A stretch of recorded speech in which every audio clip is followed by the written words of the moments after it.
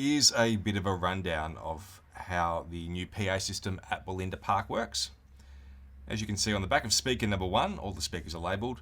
There is 2 inputs and 1 output. What you need to do is take the microphone receiver, which is also labelled number 1, and plug that into the input, or input number 1, on speaker number 1. On the bottom of the microphone receiver, there is also a USB-C connection, and on the back of the speaker, there's a USB-C connection as well. So that microphone receiver will take all the power it needs from the speaker, providing it's charged, and then you can power it on by flicking the switch on the top of the microphone receiver all the way to the left. Then take a cable and plug it into the output of speaker 1. It's important to note too that the crossbars on the speaker stand should be roughly horizontal. Then from there, make sure the speaker is turned on and run the cable from speaker number 1 through to speaker number 2. Now the cables are roughly 20 meters in length. There are 2 extra 20-meter cables, so if need be, we can run cables between and run a 40-meter length in between so that we can cover more area. So as you can see, the output from speaker number 1 goes into the input of speaker number 2, and then the output from speaker number 2 goes to the input of speaker number 3. And all of the speakers are set up in a way, or can be set up in a way, that they cover the distance from the Diamond Creek and Watsonia part of the bunker. Yarrambat, Plenty and Bundoora get plenty of coverage. The Canteen and Greenbrier, and then the final speaker is set up to cover Altham, St Mary's and Rosanna. So this is speaker number 4 here. That takes the input for there is the output from speaker number 3. And as you can see here, there is an output from the speaker into a pack which is number 4. So you turn that on. That then forms a wireless connection to speaker number 5, which is over on the back straight. So turn that on. Ensure there's sufficient battery in there. Unfortunately, there's no way to USB-C that one in. And the final speaker lives over at the 200-meter start line, so officials and athletes can hear over there. Speaker number 5, the input there is a wireless pack which takes a feed from the output of speaker number 4, and the same thing as the handheld microphone. It can take a USB-C cable, and draw its power from the speaker itself as well, provided the speaker is charged. A couple of things to know. The pack on speaker number 4 and the handheld mic that is used by Duncan or whoever is announcing, they require AA batteries. There will be rechargeable AA batteries for all of that. As you can see here as well, there's a proper way to roll cables. Ideally, you roll the cables over and under. It's a technique that takes a little while to learn. If anyone would like to learn how to do that, please see either John or Darren, and we're more than happy to show you how to do that. Please don't roll the cables over your arm. That'll only stretch them, and over time that will destroy the cables. In total, there's 5 speaker stands, 5 speakers, a wireless handheld microphone with a handheld mic and a receiver, and there's also a wireless transmitter and receiver, which is for speakers 4 and 5. There are sufficient cables to run cables to every speaker, but of course that distance between the front straight and the back straight requires a wireless option. Anything that can be powered has a cable. Anything that needs batteries, they all take AA batteries. So there are rechargeable AA batteries in the older PA room, or just use regular AA batteries. Other than that, feel free to keep watching this tutorial on how to roll cables, and that will paint a picture for you for anyone wanting to learn. I'm just going to toss it here. If I were to go the length of this wire, this might look like a tangle, right? But watch. Boom.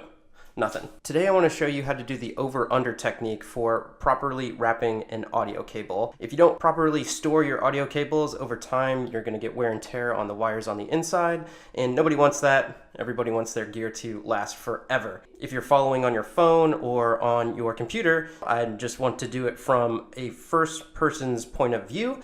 That way you can do the same movements as my hands. I'm right-handed, so I'm gonna put the XLR cable, or whatever cable you're using, have it in your non-dominant hand going out from you. When showcasing this technique, it'll be a little different whether you start doing an over or an under. So what I like to do is start bringing together the cable and see how that feels as it goes into my other hand.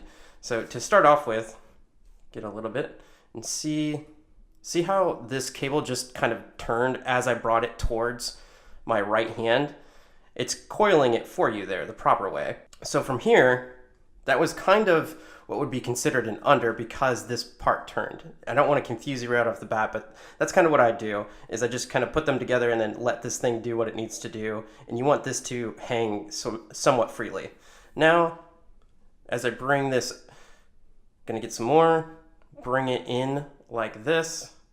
And I didn't do anything to the cable there. All I did was get more cable and let it just kind of rest into place how it needs to.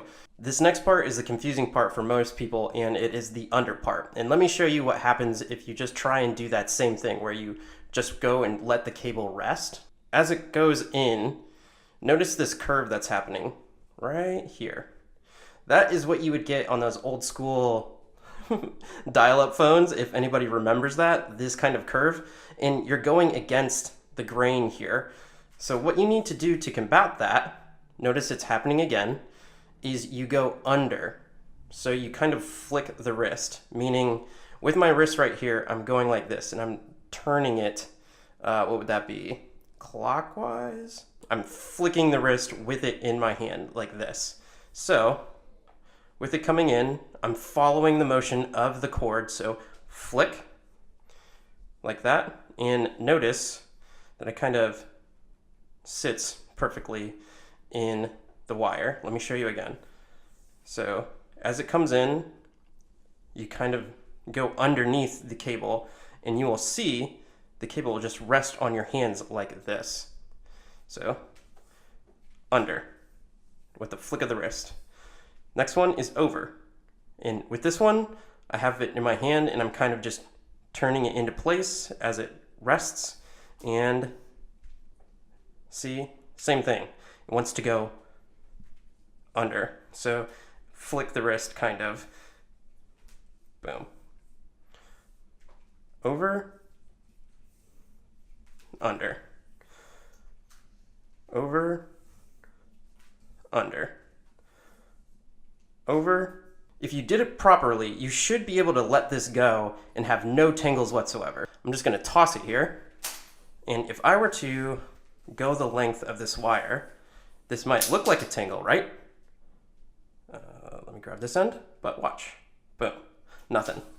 Another thing to point out too is when you're finished, you don't want to take one of the ends and put it through the loop, because if you do, you'll end up with tangles like this. If you have cable ties, wrap it up at the very end and hang it up. Let me run it back one more time. Okay, so in your hand, start with it, just see what it wants to do. Looks like it wants to do an under, so I'm just gonna let it turn in my hand like this. And now, actually this would be an over. Oh no. So right now it's, if you see it doing this little U shape, you know it wants to curve and do an under. So do the under, over, under, over, under, over. Oh, now I'm lost track.